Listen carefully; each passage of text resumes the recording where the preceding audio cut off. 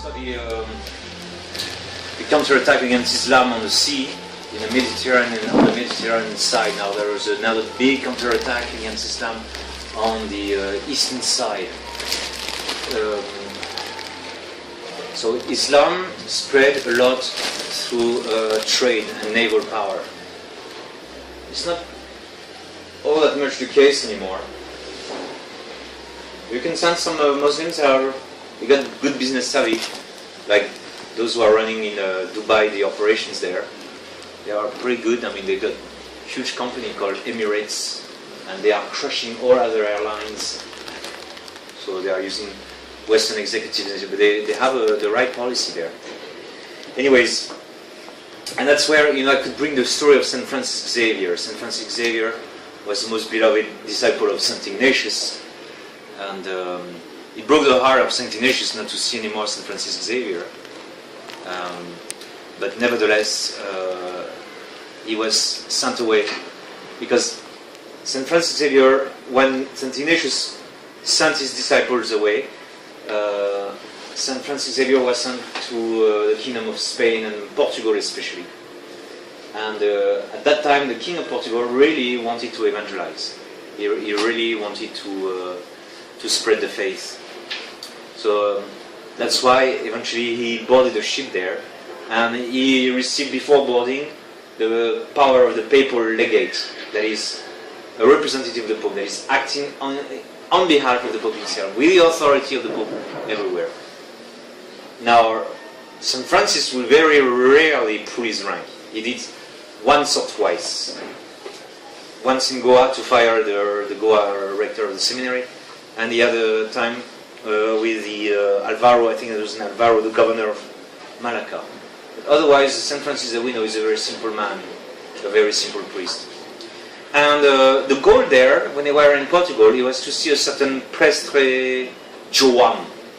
In the book, there was a certain priest John, Prestre Joan, that was in Ethiopia.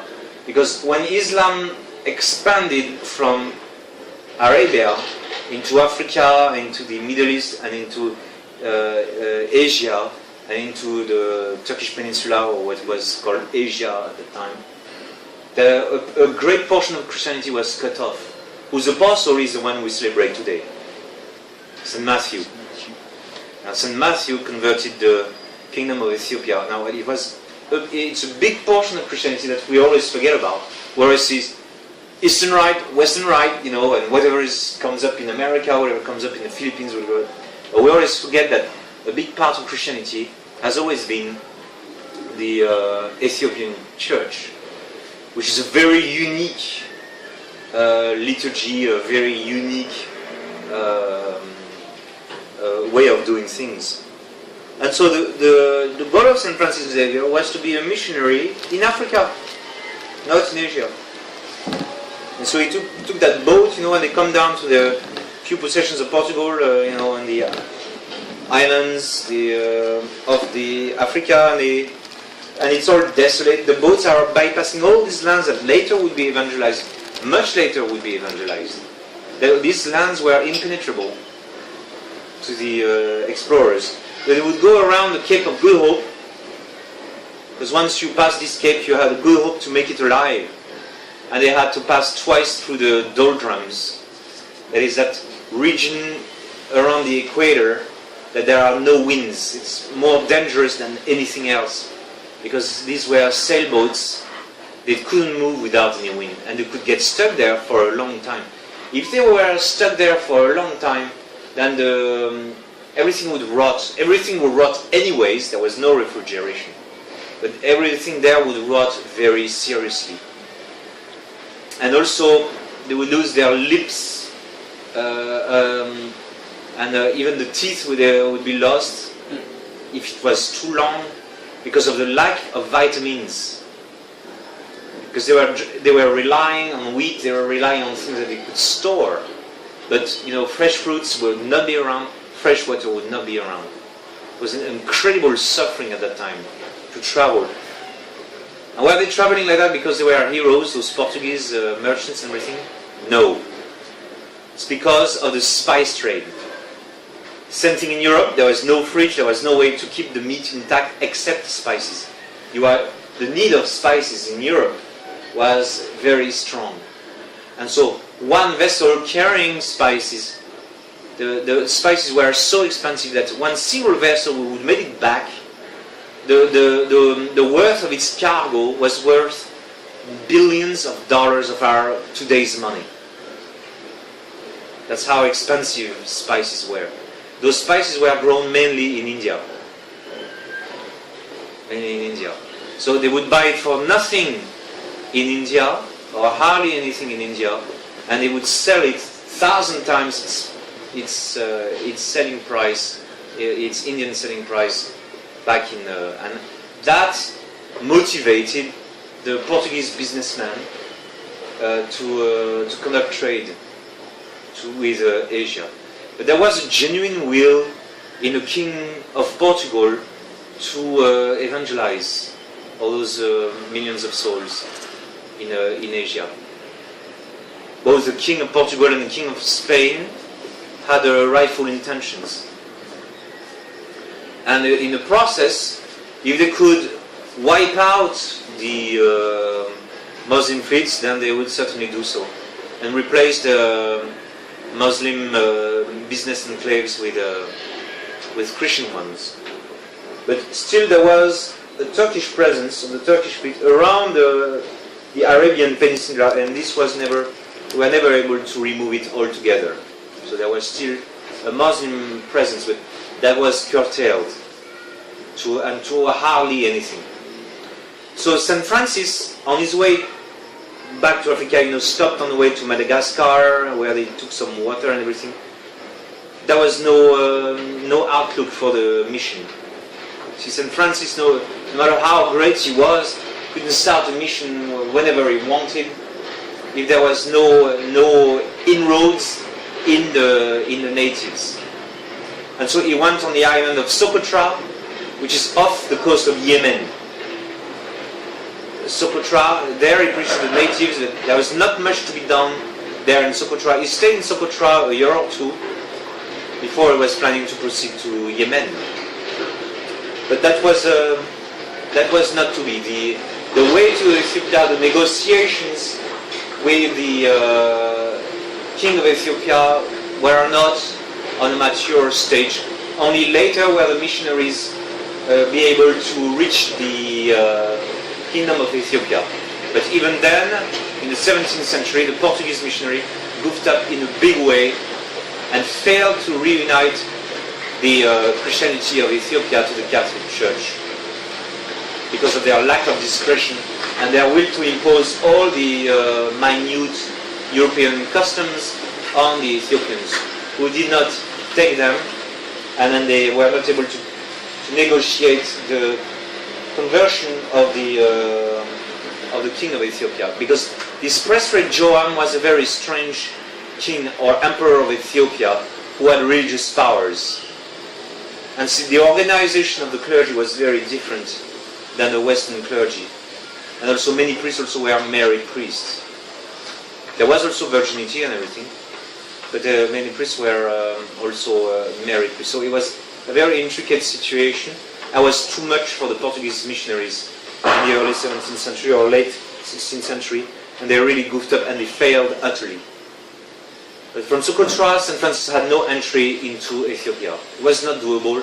Also, there was an obstacle on the part of the Muslim pirates in Somalia. The kingdom of Ethiopia, like in Lebanon, was saved by its mountains. But the Ethiopian mountains are very big and very wide. So Ethiopia is a huge country, populated by millions of inhabitants, even at the time of St. Francis Xavier. And many times over, Islam tried to come in and to invade. And they were repelled with heavy losses. So what Islam did instead is that they dotted the coast with Muslim trade posts, all the way down to Tanzania, all the way down to Botswana, all the way down to, is that Namibia or Tanzania? Or to Mozambique. Now the Portuguese expelled the Muslim from Mozambique, above South Africa. South Africa at that time, the San Francisco area, was desolate. There's nobody there. No human beings. Another proof that evolution is wrong. Because even the Africans, the Zulus and everything, came in South Africa only around the 19th century or the 18th century. There was nobody there before. Human populating of South Africa, the southern part of Africa, is very late. Because Central Africa is very lush. It's there that most of the African population, or black African population, would stay. And so it goes past Madagascar, it goes past Socotra. Some of these Jesuit confreres had missions in Oman, in what is now Oman, and some of them also in Yemen. There was one of his brothers, one of his Jesuit confreres, made many miracles, great, very successful predication in what is now the Sultanate of Oman. All these missions were overrun later on by Islam. But in Oman, where a century ago, they found the remnants of convents. It's just like in Saudi Arabia, some people with their four-wheel drive, they bump into a roof of a church. They unearthed that roof and they found that it was a church. That in Saudi Arabia, what is now Saudi Arabia, was dotted with Christianities. And then very soon after the beginning of Islam, many Christian communities were entirely massacred, entirely wiped out. But anyway, so Oman, all these Persian Peninsula and everything, with a few missions there, which would not have a very promising future, but nobody knew at the time. That was taken care of by some of the confreres of St. Francis. And so he was here to take the crosswinds, the seasonal winds, the monsoon winds, that push the vessels towards India from the west. And there he landed in Goa. He arrived in Goa, and there from Goa he took care in his several journeys of the several Portuguese enclaves. There is Diu and Daman in the north of India, which were made famous because the Ottoman Empire tried to retake those posts, which were heavily fortified by the Portuguese, and they failed. The Portuguese won, and they were able to raise the siege of Diu, a very famous battle, as epic battle as the siege of Malta, you may say. And there again, the power of the Muslim Empire was broken by the Portuguese in a big way. And the Mughal emperors didn't care. They were not afraid of the coming of the Portuguese. They say, why should we care? The Portuguese are taking the islands, so they are creating, outposts, fortified outposts in what is called islands, the island of Bombay or the island of Goa. Because you had, arms of water encircling the early Portuguese Goa. And so all the Portuguese need to do is to put fortifications at the key posts, the Aguada fort and the other forts around Goa, and that would control all the access in Goa. And the state of Goa at the arrival of St. Francis was not all that glorious. That is, the Indian population was not very much impressed by the Portuguese, and they didn't want to convert. Only later were the missionaries able to convert the Indian population, because one Brahmin converted, and he is the one who converted his fellow Indians into Christianity. It's a complete historical lie to say that it's the Inquisition who forced the conversion of the Indians into converting into Christianity in Goa. It's not true. One Brahmin eventually got it, and he is the one who converted the rest of the Indian population. And only then were the Indian temples raised to the ground, and on their location where the church is built, just like in Mexico, as we shall see later. But there is a little, some fraction of the population, of course, which still embraced Christianity at the time of St. Francis. One of the big problems is the corruption of the morals of the Portuguese people. The Portuguese tradesmen were not very, the most pious type of people. And so they would immediately practice polygamy, because Indian women are not that ugly, and so they would practice polygamy. And St. Francis cursed Goa on account of this polygamy and the looseness of morals of the Portuguese. He says, because of what you are doing, you are preventing the light of the gospel to come to these people. Therefore, I curse you. In the meantime, he tried to convert them. He went to each and every one Portuguese tradesman house and tell them, come on, be reasonable, show me your wives, and the 5 showed up. Well, that one is ugly, that one is too old, that's one her eyes, go crossways and everything. But this third one is pretty, so why don't you marry her? So he says, okay.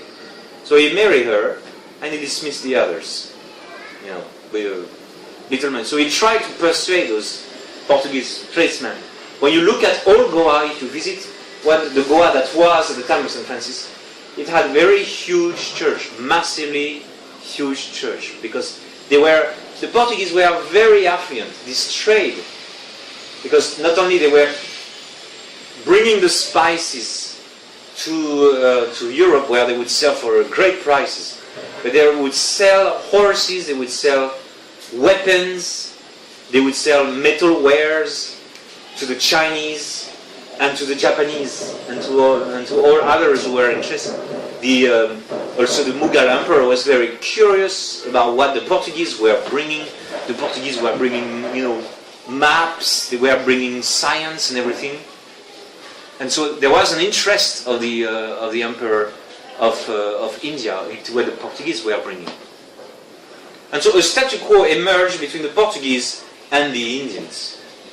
And it came to the point that even the emperor of India was very interested by the Jesuits. He says, you're welcome, come into my kingdom. He was a Muslim. And he told him, I'm very interested, I want to hear your law, I want to hear your gospel. And they told him the gospel and everything. But they could not convert the emperor because of polygamy. And because the emperors of India, even though they were very benevolent, they were very corrupt morally. So they were drunkards, and they were also practicing homosexuality.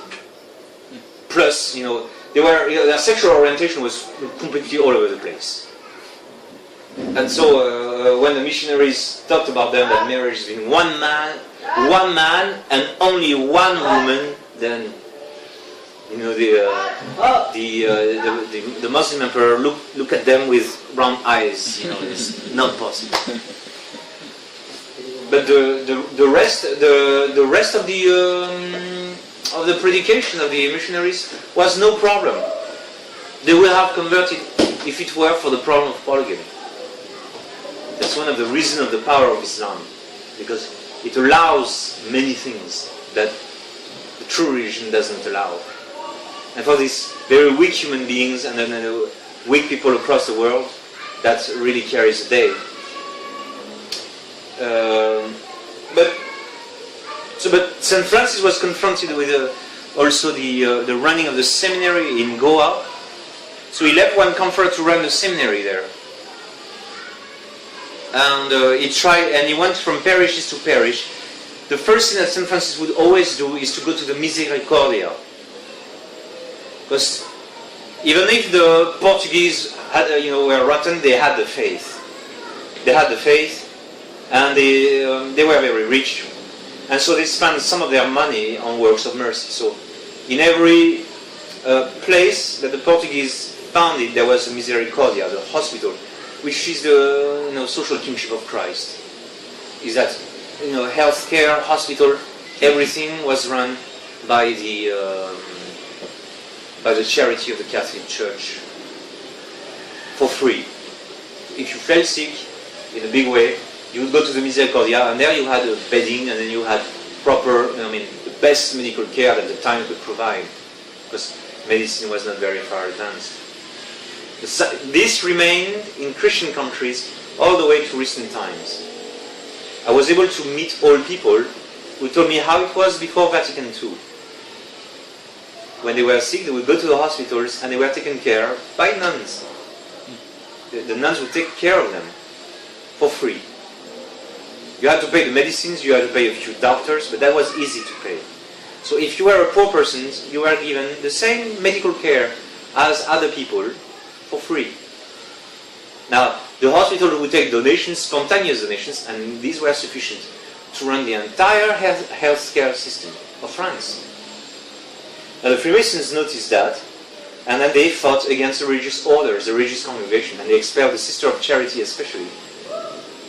At the early 1900s, you had 700,000 Sisters of Charity in France for a country of 36 or 40 million people.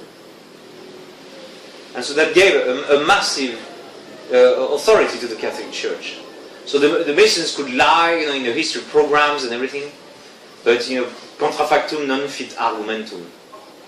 So the fact was there that the Catholic Church was a true mother for a Catholic nation. So the first thing that St. Francis would do when he would arrive in a place, he would go to the Misericordia and he would take care with his own hands of the sick persons.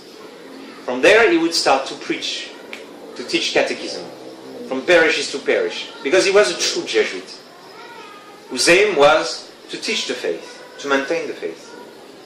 And then because by then his name was spread throughout the city, from then the notables of the city would like to talk to him. And then he was able to dispense his advice, like St. John the Baptist did with Herod himself. He was able to dispense his advice to the governor of the city and to try to straighten up the evils that were taking place in Goa. And also the governor and the other authorities of the Portuguese was informing of the prospect of Christianity elsewhere. And so St. Francis went to Cochin and he visited again this place founded by Vasco da Gama, by the Portuguese navigators, who opened new trade routes and new avenues for Christianity. And from Cochin, St. Francis heard that the fishermen of the Dalit fishermen of southern Tamil Nadu, the Fernando caste, were fed up of being trampled upon by both the Muslim traders and by the Hindu kings from inside. And so they had decided to place themselves under the protection of the Kingdom of Portugal, which kingdom asked them to receive Christianity in return of this protection. And but the Portuguese governor of Cochin had no missionaries to send, so he found in St. Francis Xavier the ideal person to send to this fresh new Christianity. And sure enough, Francis went there, bare feet, with only a bag, or probably only his musket carrying in his bag, and another brother, an Indian, who speak Tamilian. He himself tried to write the creed and try to do something about learning Tamilian, which is a very tough language that even St. Francis couldn't crack perfectly. So all he could say, he would go to the main place of each village and say the creed in Tamil as best as he could. And the Tamilian says, yes, ama, it means yes in Tamil. And baptism, ama, and then he would baptize them all. And he would spend basically 1 week or a few days per village, and would go from one village to the next, bypassing the Muslim village of Tamil Nadu, of the coast. He would bypass the Muslim ones. But the other ones, so those who were Hindus, he would evangelize them. And there it's there that the power of miracles of St. Francis Xavier starts to appear, performing resurrection of the dead, even by delegation. He used catechists, he used little Tamil boys, they're always very funny, to evangelize the villages and to spread the predication of St. Francis throughout the village and the rear countries as best as he could. So he went from one village to that. So he's truly the father of this place. He's highly venerated by the Indians of Tamil Nadu. His dream was to go inland and to convert the main Hindu population. When he was in Tuticorin, that is on the other side, on the eastern side, the bottom eastern side of the coast of India. His dream was to go to Tirunelveli, and talk to the pagans there, because there was an Indian lady who seemed to be interested. So he went to Tirunelveli there, tried to preach, and converted no one. Complete failure. So he went back to Tuticorin, and there the governor, the Portuguese governor, was very disappointed. Again, he was practicing extortion to the newly converted Tamilians. So there was, the Portuguese rule was a very mixed rule. There was an interest in the King of Portugal to spread Christianity into some Portuguese noblemen and some Portuguese traders. Those are the ones who helped St. Francis Xavier to go across all this land and also St. Francis Xavier, of course, had the explicit letters of the King of Portugal. But far away from Portugal, it was very difficult to remedy to the corruption of some of the Portuguese governors. They would be eventually punished, but it would take such a long time for letters to go back to Portugal, inform the King of Portugal what's going to happen, and then the letter of Portugal to retrace his step back, says, "What's going on? What do I hear about you? Is that true? What I'm hearing about you?" Then the governor would defend himself, send back a letter, and the King of Portugal would judge the case and make a decision, and then another letter would go back. That would take 10 years. 10 years at least. Unless the governor would commit some very serious misdeeds. In that case, the order would come back, but then it would take 3 journeys to bring back the rotten governor and to replace him with another one. And there were so few Westerners there. But nevertheless, the work of St. Francis Xavier in Tamil Nadu has endured. It has endured to such an extent that this became the best starting point for the missions in South India. And that prepared the way to the later Jesuits who would go inland, St. John de Brito, Robert de Nobili, the other missionaries, and the missionaries who went to the other parts of India. But in the 16th century, the evangelization in India begins only on the coast. Just like the Apostle St. Thomas preached first to the synagogues of the western coast of India. And those were the starting points also for the missionaries of the 16th century. Because Christianity had endured. Christianity had survived throughout the Muslim separation and cutting off of these Eastern Christianities with the Mother Church of Rome, or their Mother Church of Alexandria for that matter, because the Christianities that were on the western coast of India throughout history were dependent of the Patriarchate of Alexandria. Because it was very easy, in just 1 month, one could travel from Alexandria all the way to India. And so when the Indian churches were short of priests, they would ask Alexandria to send them some priests. And Alexandria would comply.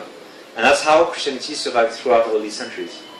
We are not aware that throughout history, Christianity is not simply Western Europe or throughout the Middle Ages. It's also Ethiopia.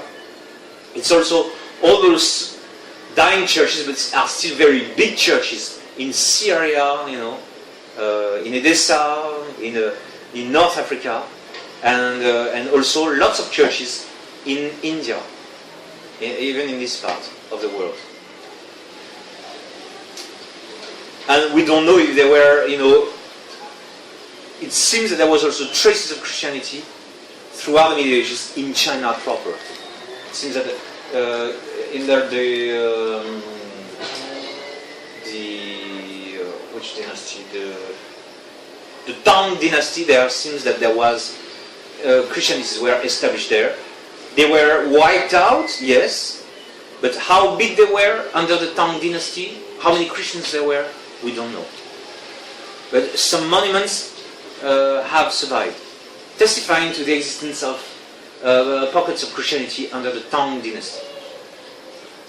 But the Holy Ghost is attracting evermore St. Francis eastwards. So he hears that there is a Portugal trade post in Malacca, which is between Malacca, which is on the coast of Malaysia, off the island across the channel of Sumatra. The Strait of Malacca, this consists in the island of Sumatra and the coast of Malaysia. There is an outpost there. And Malacca was, at that time, was under attack by the Muslims. And St. Francis was there during the siege. And he's the one who organized naval expeditions to wipe out the Muslim pirates and the Muslim fleets. That is to go and go up the rivers where the Muslim boats were hidden and sink and destroy the Muslim fleets and raise the siege of Malacca. St. Francis played a big part in organizing the defense of Malacca. He did not carry weapons himself, but he behaved like an admiral. So he took part in the wiping out of Islam that was taking place. All the Muslim ships were getting sunk, and all the Muslim trade was getting interrupted, to be replaced by Portuguese trade or Spanish trade. But this was, by papal treaty, all these areas were Portuguese run. Later on, Spain would come. And then from Malacca, same thing, same problem. Same techniques. St. Francis starts at the Misericordia, then he preaches and everything. Then he sees that there are priests are there. The mission is set up. Then he gets a call further. So he went further into Indonesia, and he had to bypass the island of Sumatra, the island of Java, because these were already organized Muslim emirates. But he hears that in Amboina the natives are not yet Muslims and they are ripe for conversion. And in Ternate, the king is in between Islam and paganism and Islam and Christianity. So he has to go there in order to persuade the king of Ternate and the natives of Amboina to embrace Christianity. So we want to see them. And those are savages in Amboina. They are man-eaters. So St. Francis talks to them, makes them Christians and everything. But it's a very fickle Christianity, very fragile Christianity that he leaves behind. Always, and it's a bit like our story today. That he leaves behind chapels, mass centers that are very weak. Are they going to survive? Are they going to make it before I return? That was his big question. It's a question that we have also, in our mass centers in the Philippines or in Malaysia, in Singapore, By what miracle are they going to keep the faith? Or to stay away from the liberalism of the XSPX? So St. Francis had also the same anguish, but exponentially bigger because it was much more successful than we were. But he used whatever means of transportation, even the local means of transportation. Your Philippine style, catamaran, with the floats on either side. And St. Francis would hop from one island to the next. And in some occasions, he barely escaped with his life. He was almost massacred, on Moro Island. Moro Island and the island of Morokai.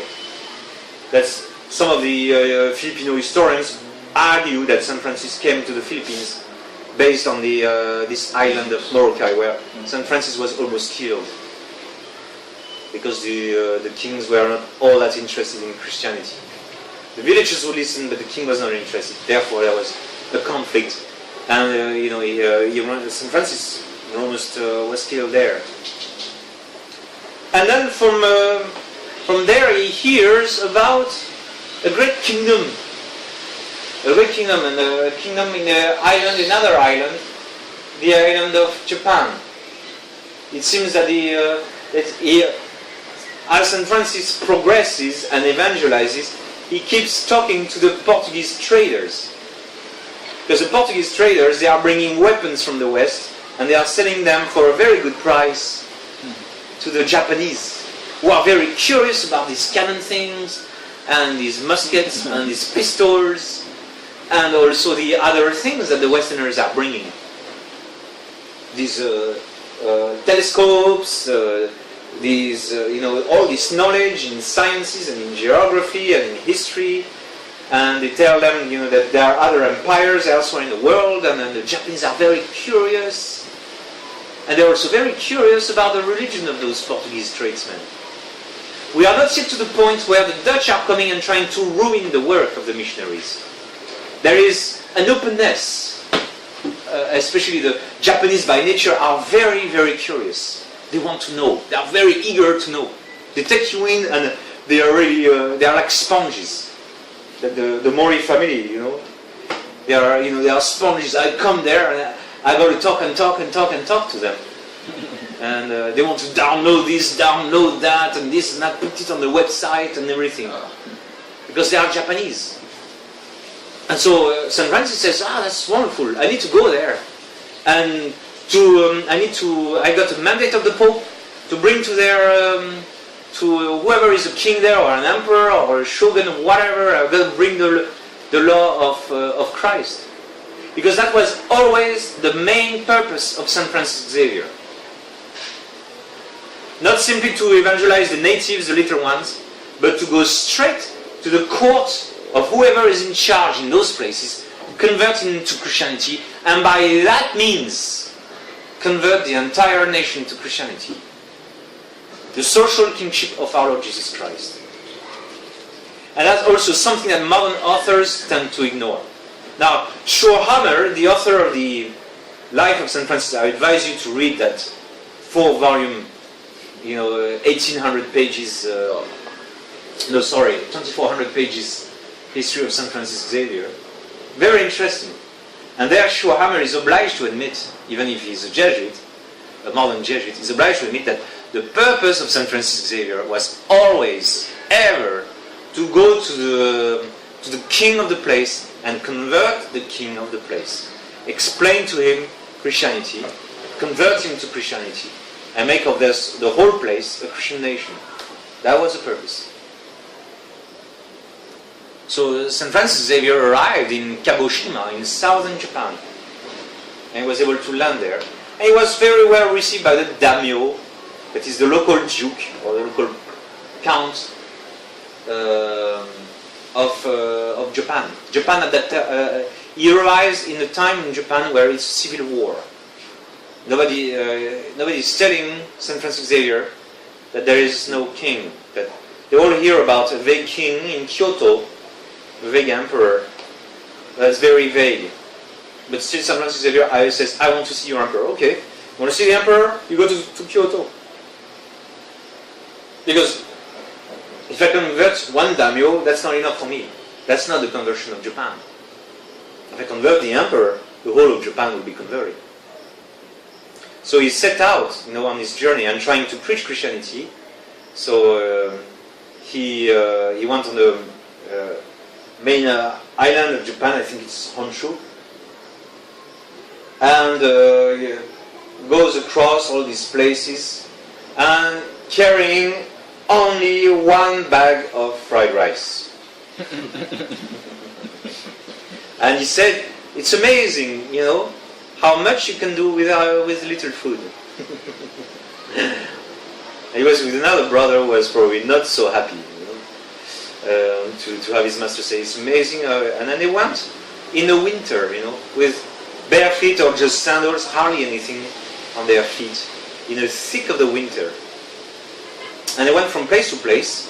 And St. Francis tried to master as little Japanese as he could, and go on the public places of the big cities where he went, because the Japanese society is a very organized society.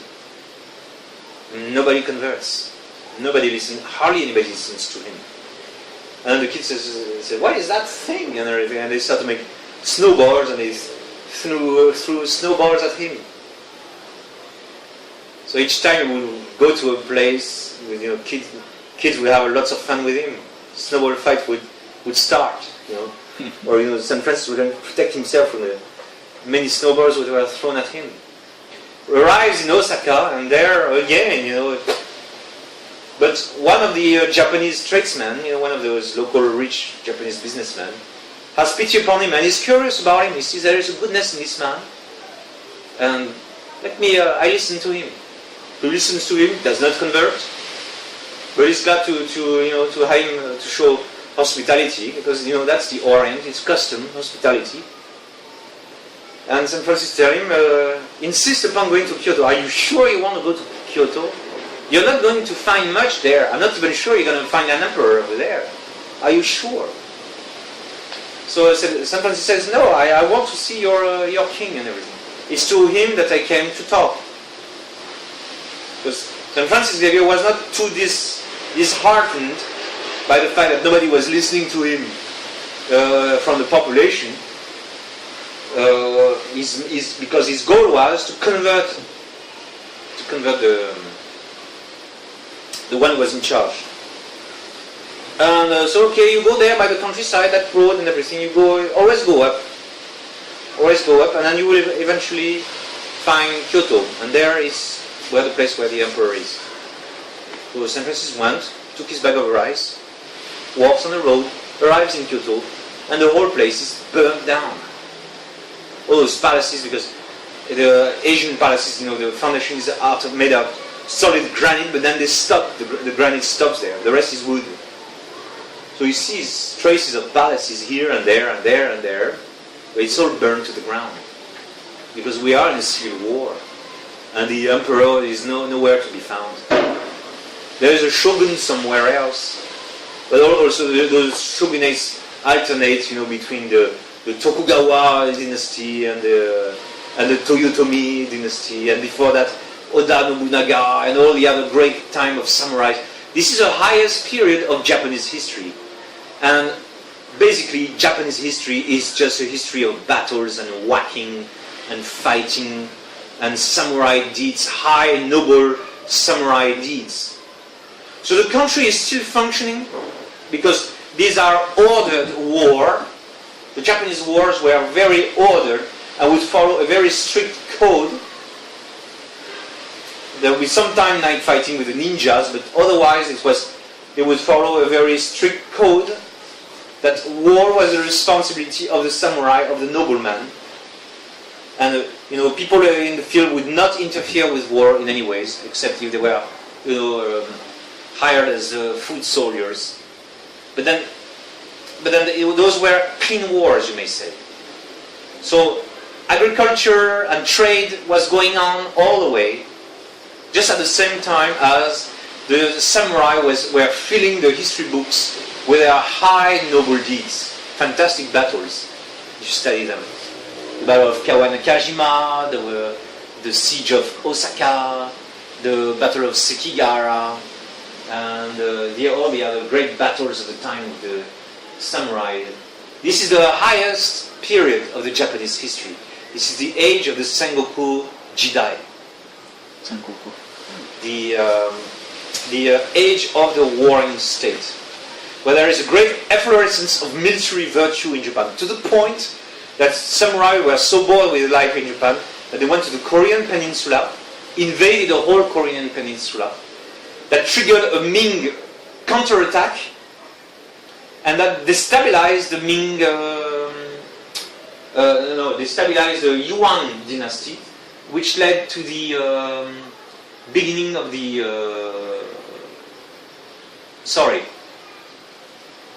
it destabilized the Ming. In the end, it destabilized the Ming dynasty, which led to the coming to existence of the Qing dynasty. The Chinese Qing dynasty came to be because the war against the Japanese was so expensive for the Chinese Empire that their finances ran into the red, and they were not able to stop the other Mongol tribes to come and breach the China War and take over and replace them. So Japan was a very military state, but When St. Francis was there was no unified rule for Japan, unfortunately. That unified rule for Japan is going to start with the advent of the Tokugawa dynasty. The only problem is that the Tokugawa dynasty was fiercely anti-Catholic. They were brainwashed by the Dutch tradesmen and by their own Buddhist monks and by their own vices into stamping out Christianity.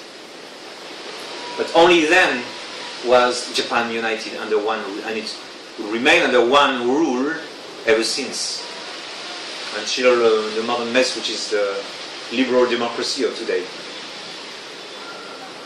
So it's very disappointing, you may say. A complete failure, but always a constant perseverance of St. Francis Xavier, who never gives up the fight. He still enjoys a good health. On his way back, he is consoled by the conversion of a good Christianity of 2,000 souls in Yamaguchi.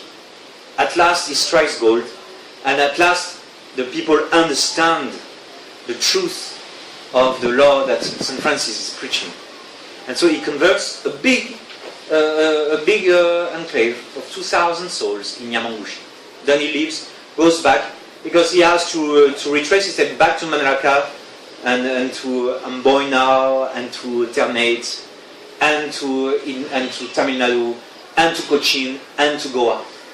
Because he's pretty much a papal legate and is in charge of this place. He's also the Jesuit superior of this place. He's got to find out, and also they are asking for his return. There are things to attend, matters to attend, perils for the faith. So St. Francis goes back all the way to these places in order to check the progress of the missions. And so he leaves Japan, he leaves that young Christianity of Yamaguchi. And sure enough, because it's a civil war, a new daimyo, the daimyo of Yamaguchi is put to death, another daimyo takes over and massacres the population of Yamaguchi. And all those Christians were massacred. So we'll see the continuation of Christianity in Japan, but which is one of the most glorious Christianities that ever was, because of the highest deed of the Japanese martyrs, especially some later in the 17th century, will face the brunt of the persecution.